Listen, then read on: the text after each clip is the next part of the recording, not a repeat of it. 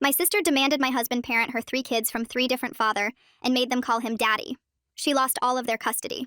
My sister Rebecca told me that my husband needed to start acting like a real uncle and be the father figure her 3 kids desperately needed. This was at my daughter's 5th birthday party, in front of 30 guests, while my husband Daniel was literally carrying the birthday cake to the table. These kids need a strong male role model, she announced. And since Daniel's the only decent man in the family, he needs to step up. Her 3 kids have 3 different fathers. None of them pay child support, none of them visit. Rebecca's choices, but somehow my husband's problem. Daniel and I had been married 7 years. We had 2 daughters, ran a construction company together, barely had time to sleep. But Rebecca decided we had plenty of time to raise her kids too. It started small. She'd drop them off for a few hours without asking. Then it became overnight stays when she had dates. Then full weekends when she needed to find herself. Daniel was patient at first. He'd help them with homework, teach them to throw a baseball, make them breakfast. But Rebecca wanted more. She enrolled her oldest, Tyler, in the same soccer league as our daughter. Told the coach Daniel was his stepfather so he could be listed as emergency contact and team parent. Daniel found out when the coach called him about bringing snacks for practice. I never agreed to this, Daniel told Rebecca. You don't have to agree. Tyler needs this and you're available. Available. Like Daniel was a community resource instead of my husband. The soccer thing was just the beginning. She signed up her middle child, Brooklyn, for father-daughter dances at school and put Daniel down as her guardian. Started telling her youngest, Jackson, to call Daniel daddy when he was 3. Daniel shut that down immediately. Rebecca cried, said he was being cruel to a fatherless child. Father's Day was the worst. Rebecca would bring her kids to our house at 6 a.m. with homemade cards for Daniel. Take photos of him with her children to post online. Caption them, "So grateful these babies have someone who cares." Our daughters would watch their dad open presents from kids who weren't his while their own gifts waited. One year, she actually told my daughters to wait their turn because Tyler needed extra attention from Daniel that day. I lost it. Told her to get out. She called me selfish, said real sisters share everything, including father figures. The breaking point came last month. Rebecca texted Daniel directly, not me, asking him to attend Tyler's parent-teacher conference. The boy was failing 6th grade, getting into fights, needed a stern male presence. Daniel said no. Rebecca showed up at his construction site the next day. In front of his entire crew, she screamed about how he was abandoning her son, choosing favorites, destroying Tyler's chance at a normal life. His workers just stood there, watching this woman have a complete meltdown over someone else's husband not raising her kids. Daniel came home that night and said enough was enough. Either I handled my sister, or he would. And if he handled it, it wouldn't be pretty. So I called Rebecca and told her to come over. Alone. No kids. We needed to talk. She arrived already defensive. If this is about Tyler's conference, Daniel's being ridiculous. This is about you treating my husband like he owes you free parenting. He's their uncle. By marriage. To me. Not to you. She pulled out her phone, started scrolling through pictures. Look at how happy they are with him. You want to take that away? You took it away when you crossed every boundary we set. What boundaries? We're family. That word. Family. She used it like a weapon, like it meant she owned us. Rebecca, Daniel is not your kid's father. He's not their stepfather. He's not their male role model. He's their uncle who sees them at holidays. That's it. She started crying. Real tears this time. Not the fake ones she used to manipulate people. You have no idea how hard it is being a single mom. You're right. Because I chose a partner who wanted kids with me. You chose 3 men who didn't want kids at all. That's cruel. No. What's cruel is you expecting my husband to fix your mistakes. What's cruel is telling your kids that Daniel's their dad when he's not. What's cruel is making my daughters share their father with kids who have living fathers who just don't care. Rebecca stood up, shaking. Mom always said you were selfish. Mom also said you needed to stop having kids with losers. But here we are. The next day, Rebecca did something unforgivable. She told Tyler that Daniel didn't love him anymore, that I'd forbidden Daniel from being his dad. Tyler, 12 years old and already angry at the world, went completely feral. He showed up at our house after school, screaming that Daniel was a liar and I was evil. Tyler stood on my front porch, face red and twisted, screaming words that made my stomach drop. He called me every name a 12-year-old could think of, most of them things no kid should even know. My daughters were inside, probably hearing everything through the windows I'd left open to catch the October breeze. I could see their shadows moving in the living room, frozen in place. Daniel's truck pulled into the driveway behind Tyler, gravel crunching under the tires. Tyler didn't even turn around, just kept yelling about how Daniel was a liar and I was evil and we destroyed his whole life. His backpack hung off one shoulder, school papers sticking out of the unzipped pocket. He must have come straight here after the final bell. Daniel got out of his truck slowly, taking in the scene. His jaw was tight, that muscle near his ear twitching the way it did when he was controlling his temper. He walked up the driveway with his hands in his pockets, work boots heavy on the concrete. Tyler finally noticed him and spun around, pointing one shaking finger at Daniel's chest. Daniel stopped about 10 feet away, keeping space between them. His voice came out calm and level, the same tone he used with difficult clients at job sites. He told Tyler he needed to go home right now, that showing up at someone's house yelling wasn't okay, And if he didn't leave, we'd have to call the police. Tyler's face went from red to almost purple. He screamed that Daniel was a liar, that Rebecca told him Daniel promised to be his dad forever, that Daniel said he loved him and would always be there. Daniel's expression didn't change, but I saw his hands curl into fists inside his pockets. He repeated that Tyler needed to leave, voice still steady. Tyler took a step toward him, and I moved off the porch without thinking, putting myself between them. Tyler was 12, but he was big for his age, almost as tall as me. I pulled out my phone with shaking hands and called Rebecca.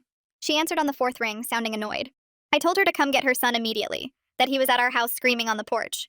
She sighed like I was bothering her about something minor. She said Tyler took the bus here on his own because he was so hurt, and maybe this would teach us about the consequences of our selfishness.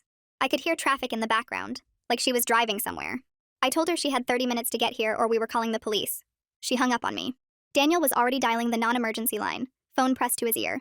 I stayed with Tyler on the porch, keeping a careful distance. He'd stopped yelling, but he was crying now, angry tears running down his face. He kept saying Daniel promised, over and over, like a broken record. The dispatcher told Daniel an officer would be there within 20 minutes. We waited in horrible silence. Tyler standing at the bottom of the porch steps, Daniel and me at the top. My neighbor's curtains were definitely moving. The Hendersons across the street had their front door cracked open, watching. The officer arrived in 18 minutes, pulling up in a regular patrol car without lights or sirens. She was young, maybe late 20s, with her hair pulled back tight. She talked to Tyler first, down on the sidewalk where he'd moved when he saw her coming. I couldn't hear what they said, but Tyler was gesturing wildly, pointing at us. Then she came up to talk to Daniel and me. We explained the situation as simply as possible. Rebecca was my sister. These were her kids.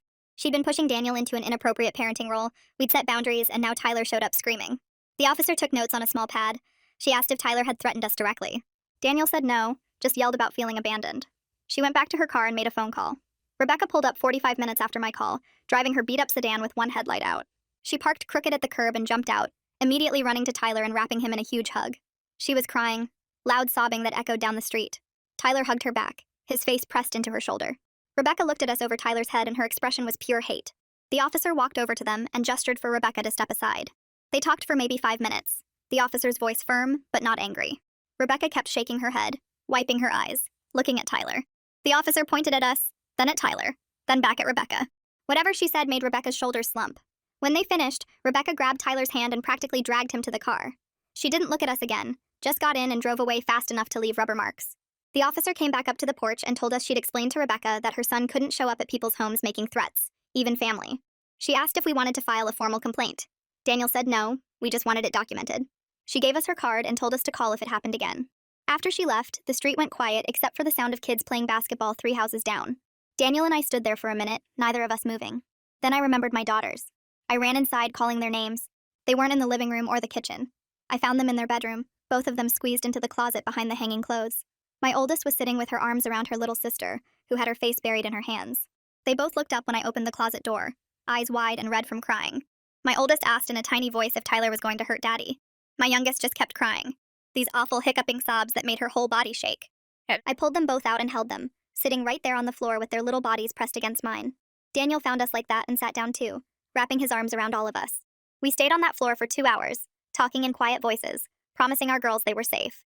Daniel explained that Tyler was confused because his mom told him things that weren't true, that nobody was going to hurt anyone, that Tyler was gone now and wouldn't be coming back. My youngest asked why Rebecca would lie to Tyler. I didn't have a good answer for that. My oldest wanted to know if we were still Tyler's family. Daniel told her we were his aunt and uncle, but that didn't mean he could come to our house whenever he wanted, or that Daddy belonged to him. The girls asked questions for over an hour, the same ones in different ways, like they needed to hear the answers multiple times before they could believe them. By the time we got them calmed down enough for dinner, it was almost 7. We ordered pizza because none of us could handle cooking. The girls picked at their slices, still jumpy and quiet. Every time a car drove past outside, they both looked at the door. That night, after we got them to bed, Daniel and I sat at the kitchen table with cups of coffee neither of us drank. We talked for another hour, making plans and rules. No more individual conversations with Rebecca. Everything went through both of us from now on. Our daughter's well-being came first, no matter what, even if that meant cutting off Rebecca completely. We'd document everything, keep records, be ready if this got worse. Daniel said he felt like we'd already lost, that Rebecca had managed to hurt our kids even after we tried to protect them. I told him we hadn't lost. We just finally understood what we were dealing with.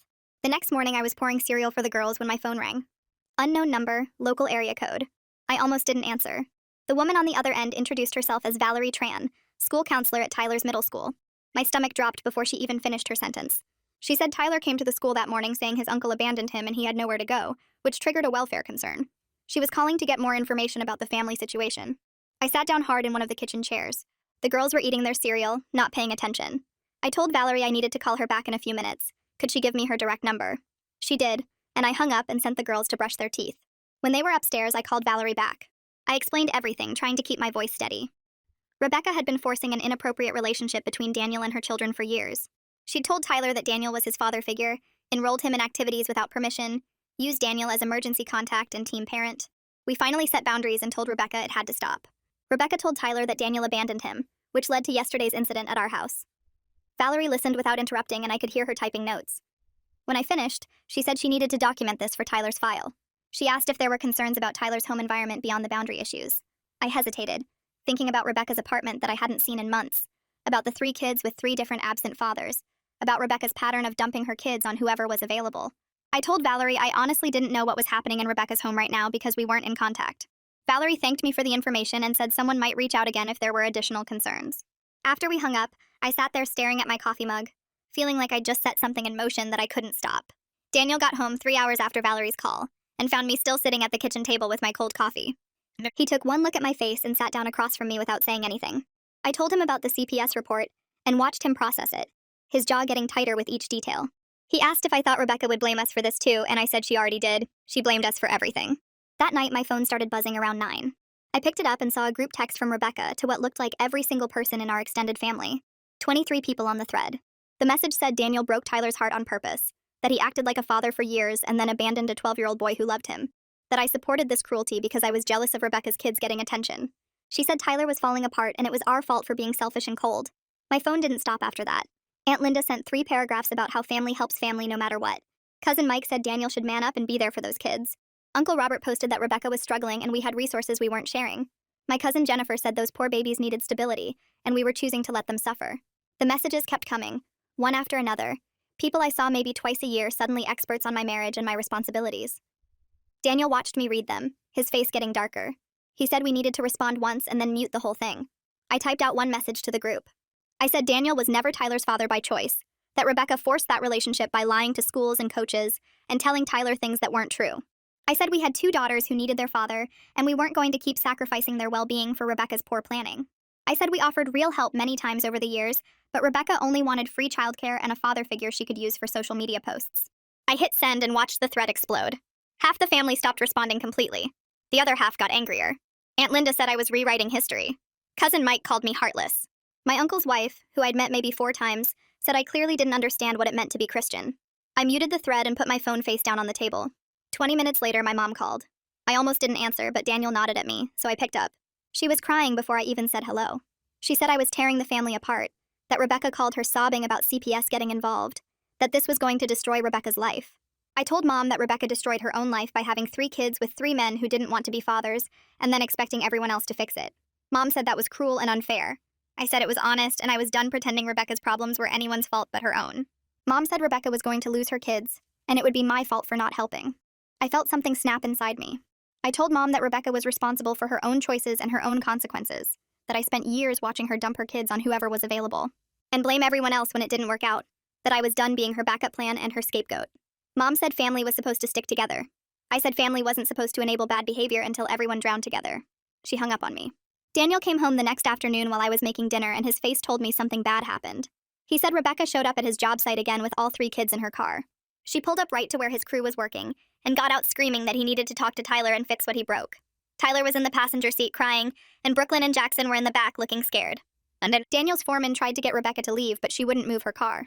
She kept yelling that Daniel owed Tyler an explanation, that he couldn't just walk away from a child who loved him. Daniel's crew stood there watching this whole scene, his workers seeing his sister-in-law have a complete breakdown in the middle of a work site. Finally, 2 of his guys walked Rebecca back to her car and stood there until she drove away. Daniel said his foreman asked if he needed to call the police, and he said no, but maybe next time. I looked up family lawyers that night after the girls went to bed. Found one who did consultations and called first thing the next morning. The lawyer's name was Kendall, and she listened to everything without interrupting. When I finished, she said we had options. We could pursue a restraining order if Rebecca kept showing up at our home and Daniel's work, especially after being asked to leave. She said we needed to document everything from now on. Every text message, every phone call, every time Rebecca showed up somewhere she wasn't supposed to be. She said judges took workplace harassment seriously because it threatened someone's livelihood. Kendall said to keep records and call her if things got worse. I started a folder that day with printed screenshots of Rebecca's group text and a written timeline of every incident. 2 weeks went by without hearing from Rebecca or the school. I started to think maybe things would calm down. Then Valerie called again on a Tuesday morning. She said Tyler got into a fight with another student during lunch. The other kid said something about Tyler's mom, and Tyler punched him in the face. During the discipline meeting with the principal, Tyler said his home life was falling apart because his mom couldn't pay rent without his uncle's help anymore. Valerie said the principal asked Tyler what he meant, and Tyler said his mom kept saying they might have to move because Uncle Daniel stopped giving them money, which wasn't true because we never gave Rebecca money in the first place. Valerie's voice got quieter when she asked if there were concerns about the children's living situation that should be reported. My stomach dropped. I told her honestly that I didn't know what was happening in Rebecca's apartment because we cut contact. I said Rebecca had always struggled with basic parenting, but I didn't know if things had gotten worse or if she was just telling Tyler things to make him upset. Valerie thanked me and said she'd note everything in Tyler's file. After we hung up, I sat there feeling sick. That night, I couldn't sleep. I kept thinking about Tyler and Brooklyn and Jackson and whatever situation Rebecca created after we stopped being her safety net. Daniel found me awake at 2 in the morning staring at the ceiling. He asked what I was thinking about, and I said the kids. He reminded me that we offered help so many times over the years. Real help like paying for childcare or helping Rebecca find a better job, but she only ever wanted us to parent her kids for free. He said we couldn't save Rebecca from herself, and we couldn't sacrifice our daughters trying. I knew he was right, but it didn't make me feel better. Valerie called a third time on Friday. She said she was making a report to CPS based on multiple concerning statements from Tyler. He told his teacher there wasn't much food at home. He told the school counselor his mom slept until afternoon most days. He said he was responsible for getting Brooklyn and Jackson ready for school and making sure they ate something. Valerie said Tyler was 12 and shouldn't be parenting his siblings, and the pattern of statements suggested possible neglect. I hung up with Valerie and sat at the kitchen table staring at my phone. CPS was going to investigate Rebecca. The school counselor was making a report about lack of food and Tyler being responsible for his siblings. My stomach hurt. I knew this was serious, but part of me kept thinking maybe it wouldn't be that bad.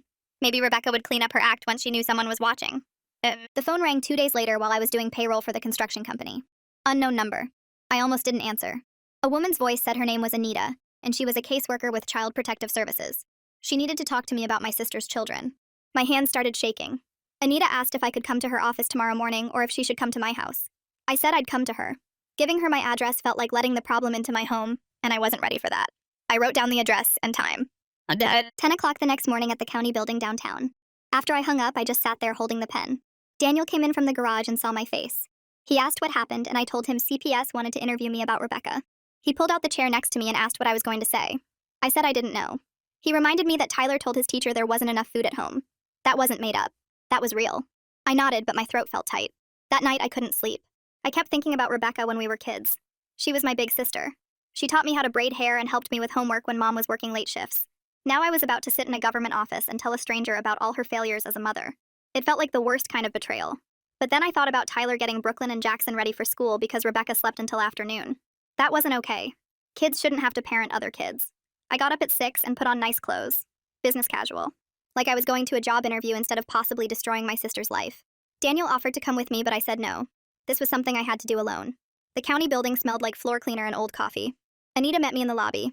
She was maybe 40 with short dark hair and kind eyes. She led me to a small office with a desk and 2 chairs and a window that looked out at the parking lot. She thanked me for coming in and said she knew this was difficult. I sat down and put my purse on the floor. Anita had a yellow notepad and she clicked her pen.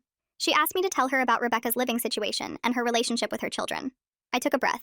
Then I started talking. I told her Rebecca had 3 kids with 3 different fathers and none of them were involved. I said Rebecca struggled with basic things like keeping food in the house and making sure the kids got to the school on time. I explained how she used to drop them off at our house without asking and expect Daniel to act like their father. Anita wrote everything down without reacting. She asked specific questions. How long had I noticed food issues? When did Tyler start being responsible for his siblings? Did Rebecca have a job? Did she have stable housing? I answered everything honestly. Rebecca worked part-time at a retail store, but her schedule was irregular. She'd been in the same apartment for 2 years, but I didn't know if she was current on rent. I said Rebecca had always relied on other people to fill the gaps in her parenting. Our mom used to help a lot, but Mom was getting older and couldn't keep up with 3 young kids anymore. When I stopped letting Rebecca use Daniel as a free parent, she lost her main support system. Anita asked if I thought the children were in immediate danger. I said I didn't think Rebecca would hurt them on purpose, but I worried about neglect. About them not having enough food or supervision. About Tyler carrying too much responsibility for a 12-year-old. Anita nodded and made more notes. The interview lasted 40 minutes. When it was over, Anita walked me back to the lobby. She said she appreciated my honesty and she knew this wasn't easy. She said CPS would be conducting a home visit at Rebecca's apartment and interviewing the children. I asked what would happen next, and she said that depended on what they found. If there were safety concerns, they'd work with Rebecca on a plan to address them. I drove home feeling like I'd just thrown my sister under a bus. Even though I knew everything I said was true. Even though I knew those kids needed someone to pay attention to what was really happening in that house. Rebecca called me that afternoon. She was screaming before I even said hello. She said I reported her to CPS and I was trying to steal her children. I tried to tell her I didn't make the report, but she wouldn't listen. She said I told them lies about her parenting because I wanted revenge for her calling out Daniel. I finally yelled back that I didn't report her, but Tyler's school did after he kept saying concerning things to teachers and counselors. Rebecca went quiet for a second. Then she said I must have told CPS terrible things about her during the interview. I said I told them the truth, that I wouldn't lie to investigators when kids might not be safe.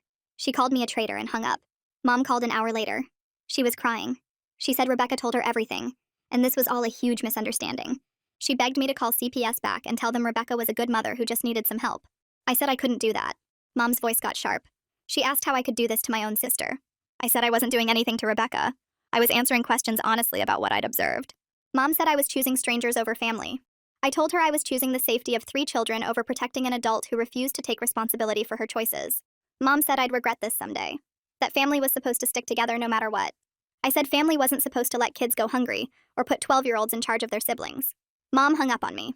I went to our bedroom and closed the door. Then I sat on the floor next to the bed and cried. Not quiet crying. Big, ugly sobs that made my whole body shake. And then Daniel must have heard because he came in and sat down next to me on the carpet. He put his arm around my shoulders and pulled me against him. I said I felt like the worst sister and aunt in the world. He said I wasn't. I said I just destroyed Rebecca's life. He said Rebecca destroyed her own life by not taking care of her kids properly. I said the kids were going to hate me. He reminded me that protecting children wasn't betrayal even when it felt complicated. That sometimes the right thing felt terrible. That I'd told the truth and the truth was necessary even when it hurt. I leaned against his chest and cried until I didn't have any tears left. He just held me and didn't try to make it better with empty words. Because there weren't any words that could make this better. That evening, my oldest daughter came into the kitchen while I was making dinner. She was quiet for a minute. Then she said she was glad Tyler wasn't coming over anymore. I stopped stirring the pasta and looked at her. She said Tyler was mean to her and told her that their daddy loved him more than he loved her. That he said Daniel was really his dad and she had to share. My stomach dropped. I asked when Tyler said that. She said lots of times. At the birthday party, at soccer practice, whenever Rebecca brought them over. I asked why she didn't tell me and she said she thought she was supposed to share daddy because that's what Aunt Rebecca kept saying. My youngest was listening from the doorway. She nodded and said Tyler was scary when he got mad. I put down the spoon and knelt in front of both my daughters. I told them daddy was their dad, not Tyler's dad. That they never had to share him. That Tyler saying those things was wrong and not their fault. My oldest asked if Tyler was going to come back. I said no. Not for a long time. Maybe never. She looked relieved.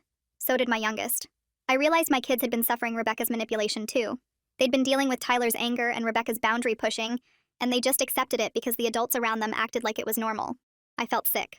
Anita called me 3 days later. She said she'd conducted a home visit at Rebecca's apartment. There were significant concerns. The refrigerator had almost no food. Some condiments and a half-gallon of milk that was expired. The pantry had a box of crackers and some old cans of soup. The apartment was messy, but not dangerous except for some exposed electrical outlets that needed covers. Brooklyn told Anita that Mom's new boyfriend stayed over a lot and yelled at them when they were too loud. Anita asked me if I knew about a boyfriend. I said I had no idea Rebecca was seeing anyone. I didn't even know his name. Anita said Brooklyn described him as tall with tattoos and said he made her mom cry sometimes. Anita asked if I could provide any information about this person. I said I couldn't. I realized I knew almost nothing about my sister's current life. We'd been so focused on enforcing boundaries that I'd completely lost track of what was actually happening in her apartment. Anita said Rebecca would be given 2 weeks to address the concerns. She needed to clean the apartment properly, stock adequate food, end the relationship with the boyfriend if he was volatile, and engage with parenting support services. If she did those things, the case would close with monitoring. If she didn't, they'd have to look at other options. My phone buzzed with a text from Rebecca 10 minutes after I hung up with Anita. It said this was all my fault, that I'd ruined everything, that her kids were going to be taken away because I couldn't mind my own business. I didn't respond. Another text came through, then another. By the end of the day, Rebecca had sent 47 messages, all of them blaming me, saying I destroyed her family because I was jealous, because I couldn't stand that her kids loved Daniel, because I was a controlling witch who wanted everyone to be as miserable as me. I read every single one. Then I blocked her number. Daniel came home and I showed him the screenshots I'd taken before blocking her. He read through them and his jaw got tight. He said he was blocking her too. That we didn't need this poison in our lives. His phone started buzzing an hour later. Rebecca texting him now, asking if he was happy that he destroyed their family, saying the kids were crying for him, saying he'd abandoned children who needed him. Daniel blocked her without responding. We sat together on the couch that night not talking, just existing in the same space, both of us knowing we'd done the right thing but feeling the weight of it anyway. The next morning I woke up to 17 missed calls from my mother. I didn't listen to any of the voicemails. Daniel made coffee while I sat at the kitchen table staring at my phone. My oldest daughter came downstairs and asked why Grandma kept calling. I told her Grandma was upset about grown-up stuff and she didn't need to worry. She looked at me with those big, serious eyes and asked if it was about Tyler. I said yes. She nodded and went to get cereal. Kids know more than we think they do. By noon, my mother still hadn't stopped calling, so I blocked her number too. It felt like cutting off my own arm, but I did it anyway. 2 of my aunts unfriended me on social media that afternoon. I only knew because Daniel was scrolling through his phone during lunch and mentioned it. Said Aunt Karen and Aunt Michelle both posted about family loyalty and standing by your sister no matter what. He showed me the posts. They didn't mention me by name, but everyone would know who they meant. The comments were full of people agreeing that some family members abandon their own blood when things get hard. I felt sick reading it, but I didn't respond. What was I supposed to say? That Rebecca's kids deserved better than what she was giving them. That protecting children isn't abandonment. Nobody wanted to hear that. They wanted me to be the villain, so Rebecca could be the victim. My uncle sent me a private message around 3 that afternoon. He said he was proud of me for doing the hard thing even though it hurt. Said he'd watched Rebecca make bad choices for years and someone needed to stop enabling her. His message made me cry more than all the angry posts combined. At least one person in my family understood. I showed it to Daniel and he squeezed my shoulder. Said we were doing the right thing even if it felt terrible. The next few days passed in this weird quiet. No calls from Rebecca, no surprise visits, no texts demanding Daniel fix everything. Just silence. I kept waiting for the next explosion, but it didn't come. Then Anita called. I saw her name on my screen and my stomach dropped. She said she needed to update me on Rebecca's case. I sat down on the couch and braced myself. Anita told me Rebecca had missed 2 appointments with her. Didn't show up for the home inspection follow-up. Didn't provide proof she'd stocked food or ended the relationship with the boyfriend. The 2 weeks were up and Rebecca hadn't done any of the required changes. I asked what that meant. Anita said it meant they had to move forward with temporary removal of the children. My vision went blurry around the edges. I asked when. She said the placement would happen within 48 hours. They'd already identified foster homes. I asked if Rebecca knew. Anita said yes. Rebecca had been notified that morning. Then Anita told me something worse. Rebecca had been evicted from her apartment for 3 months of unpaid rent. The landlord filed the paperwork 2 weeks ago and the eviction went through yesterday. Rebecca was essentially homeless with 3 kids. The children couldn't be returned to an unstable housing situation, even if Rebecca completed everything else. I hung up and ran to the bathroom.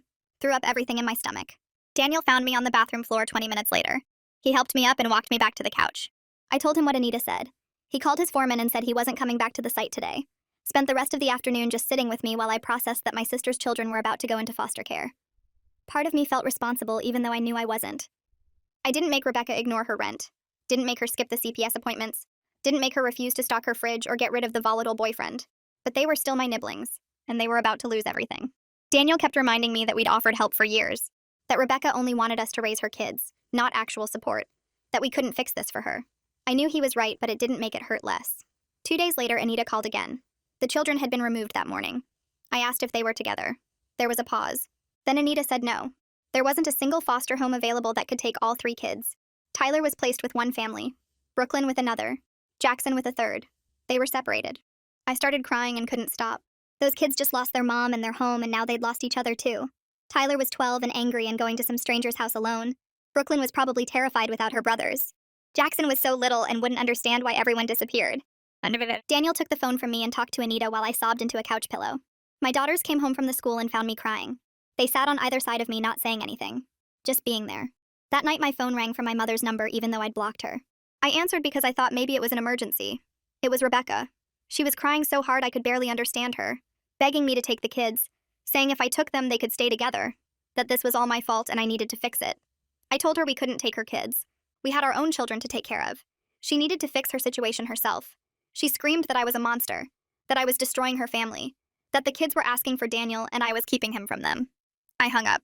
Blocked my mother's number completely this time. Daniel found me shaking in the kitchen. He made me tea and we sat together not talking. Just existing in the same space while everything fell apart. The next morning Anita called again. She asked if we would consider temporary kinship placement for any or all of the children. Said the state prefers family placement when possible. That we were the closest stable relatives. I told her I needed to talk to Daniel. We spent 3 days thinking about it. Barely sleeping.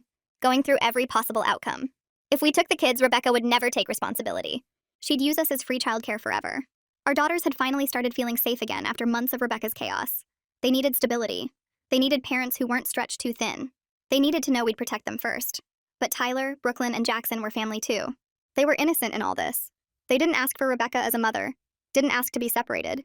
Didn't ask for any of this. I met with our daughter's school counselor. Asked what taking in 3 traumatized kids would do to our girls. She was honest. said it would be hard, that our daughters would need extra support, that we'd be taking on a lot. Daniel and I talked every night after the girls went to bed, went through our finances, our space, our emotional capacity.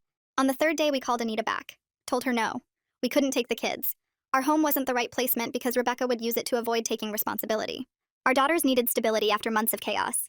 We needed to protect our family first. Anita was quiet for a moment. Then she said she understood, that she appreciated our honesty, that kinship placement only works when the family can truly provide what the children need.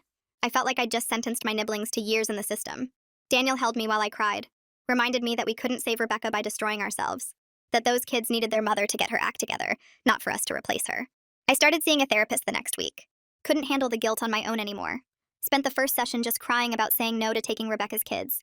The therapist let me cry. Then she asked me what would have happened if we'd said yes. I told her Rebecca would never change, would keep making bad choices knowing we'd catch her kids when they fell. The therapist asked what that would teach my daughters. I didn't have an answer. She said sometimes the most loving thing we can do is let people face the consequences of their choices. That I couldn't save my sister by sacrificing my own family's well-being. That protecting my children wasn't selfish. I went home feeling slightly less like a monster. Meanwhile, Rebecca got a studio apartment with help from my mother. Anita told me about it during a check-in call. Said the apartment was clean and had food, but it was too small for 3 children. 1 bedroom, tiny kitchen, bathroom. Nowhere for kids to sleep except the floor. Rebecca was supposed to be working toward a 2-bedroom place.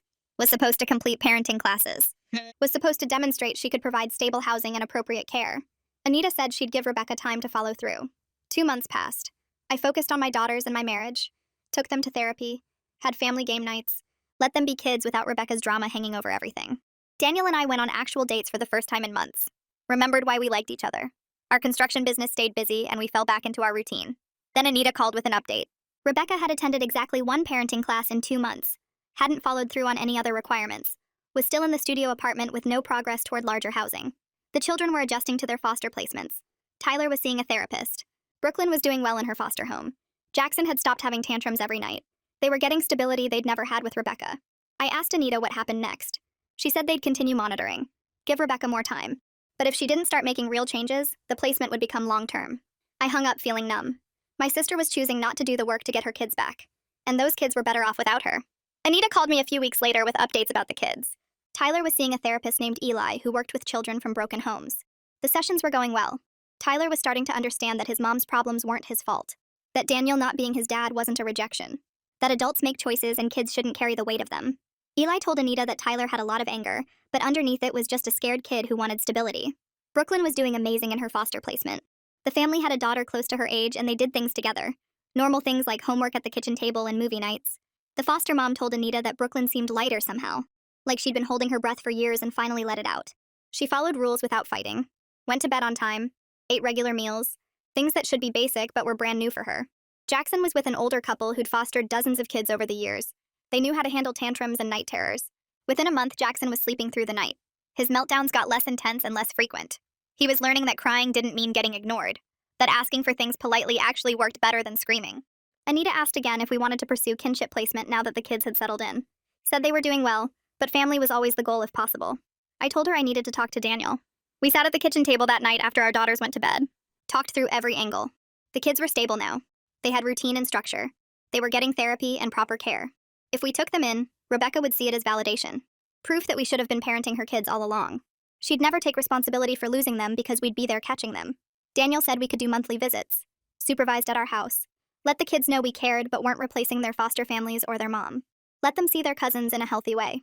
I called Anita the next morning and told her our decision. Monthly visits with all 3 kids together. Supervised. At our house. But not placement. She said she understood and would set it up. The first visit happened 2 weeks later on a Saturday afternoon. Anita brought all 3 kids at 2 o'clock. Tyler walked in with his hands in his pockets looking at the floor. Brooklyn stood close to Anita like she might need protection. Jackson didn't really remember us. He was only 4 now and the last time he'd been here was months ago when everything was chaos. My daughters had cleaned their rooms and set out toys to share. They were nervous too. Everyone sat in the living room being very polite. Tyler didn't say much, but he wasn't mean.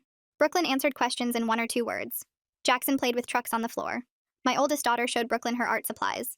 My youngest tried to get Jackson interested in building blocks. Daniel asked Tyler about school and got shrugs mostly. We had snacks. Everyone said thank you. After an hour, Anita said it was time to go. The kids left and my daughters asked if they could come back. I said yes, once a month. Meanwhile, Rebecca was having her own supervised visits at the CPS office. Anita told me during a check-in call that those visits weren't going well. Rebecca spent most of the time crying about how unfair everything was, about how her family abandoned her and the system was punishing her for being poor. The kids would try to talk to her and she'd just keep crying. Tyler would get frustrated and shut down. Brooklyn would try to comfort her mom. Jackson would wander around the room not understanding why everyone was sad. Rebecca wasn't engaging with her children. She was using them as an audience for her victim performance. 4 months after the kids were removed, there was a court hearing. I got a notice that I might be called to provide information. Rebecca would be there. The judge would decide what happened next. I put on nice clothes and drove to the courthouse. Sat in the hallway outside the courtroom with other people waiting. Rebecca showed up 15 minutes late wearing sweatpants.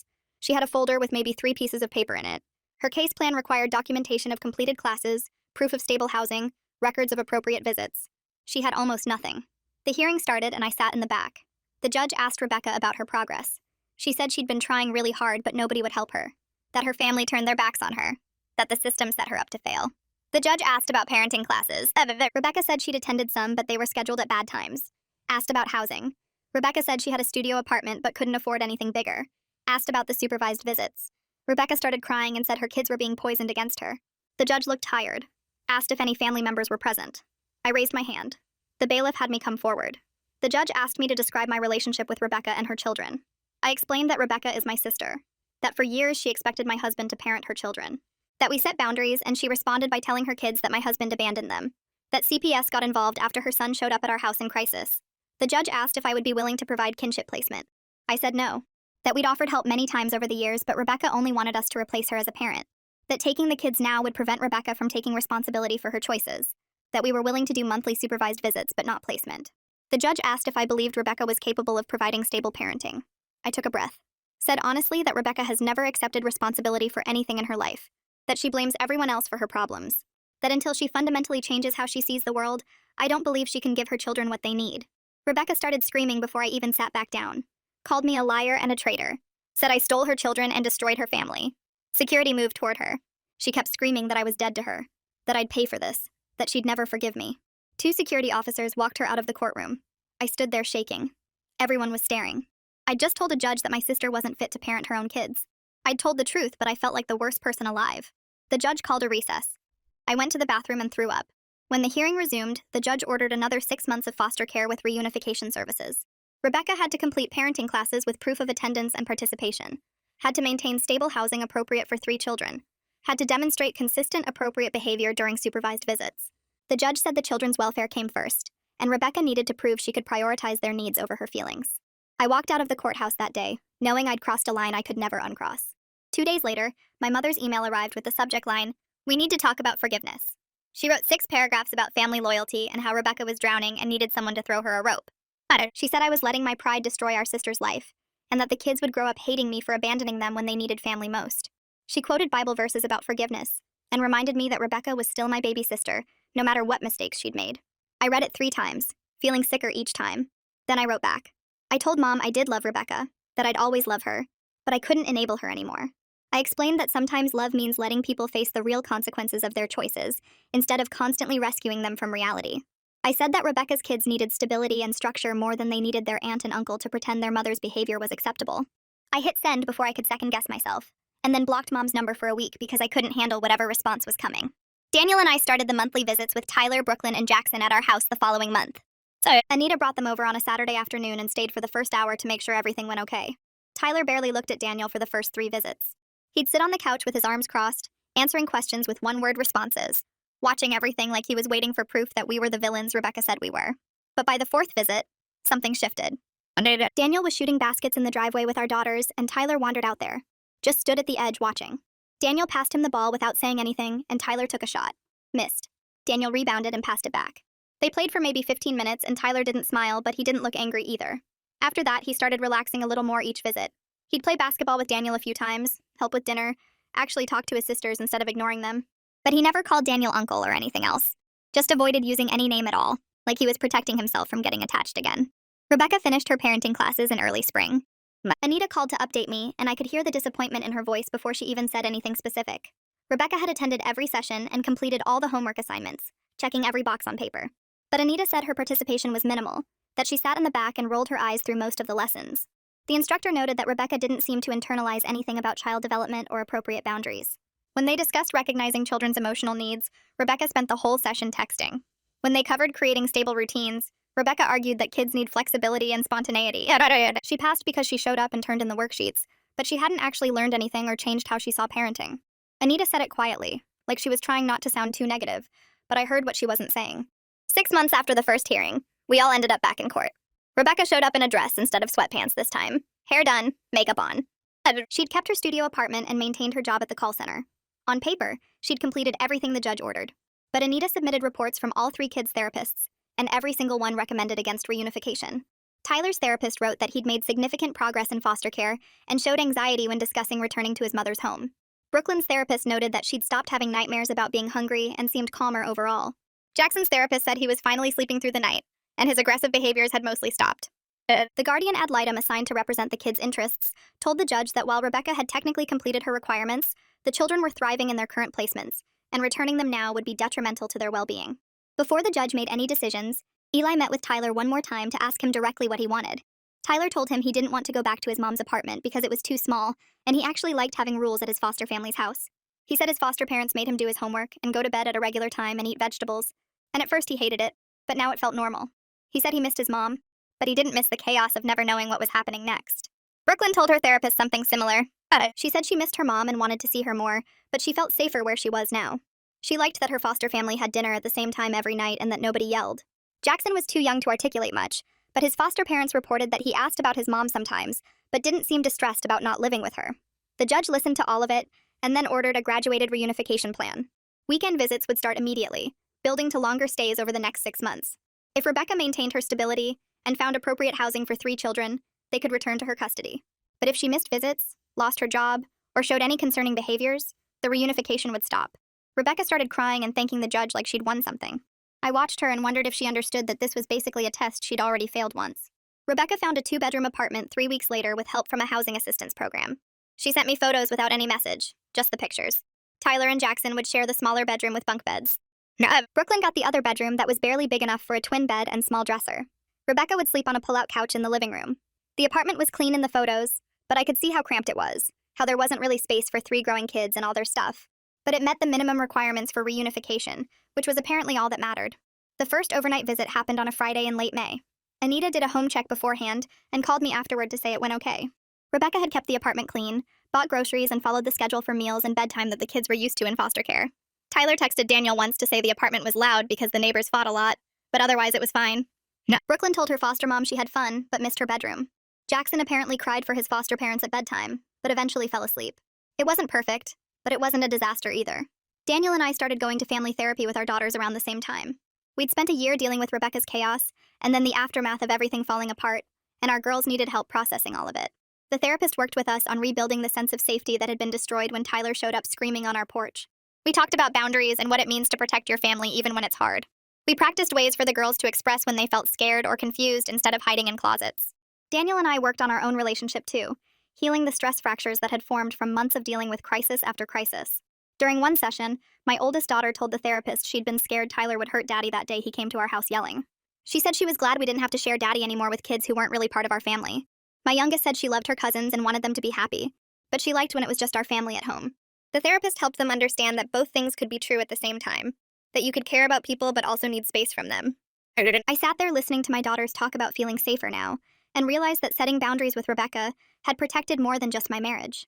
It had protected my kids from growing up thinking chaos was normal and that their needs didn't matter as much as everyone else's problems. 8 months after the kids were taken away, Anita called to tell me Rebecca had met all the requirements for reunification. The kids would be moving back home the following week with weekly home visits from CPS and continued therapy appointments for all 3. I sat in my kitchen holding the phone after she hung up, feeling a weird mix of relief and worry. Relief because those kids belonged with their mom if she could actually take care of them properly. Worry because Rebecca had never really changed who she was, just jumped through the hoops she needed to jump through. Daniel came in from the garage and saw my face. I told him the news and he nodded slowly, then asked what that meant for us. We spent the next 2 hours talking about what boundaries we needed to set going forward. No more surprise drop-offs, not ever. Scheduled visits only, and we had to agree to them first. No demands on Daniel's time or using him as a parent substitute. No telling the kids that Daniel was their dad or any version of that. And if Rebecca violated any of these boundaries even once, we would end contact completely until she proved she could respect them. It felt harsh writing it all out, but we both knew Rebecca would push every limit we didn't make crystal clear. I typed up the boundaries in an email that night and sent it to Rebecca before I could talk myself out of it. She didn't respond for 3 days. When she finally did, it was a single sentence saying she understood and would follow our rules. No argument, no guilt trip, no manipulation. It made me more nervous than if she'd fought me on it. The kids moved back to Rebecca's apartment on a Saturday. So Anita did a final home check and called me afterward to say everything looked good.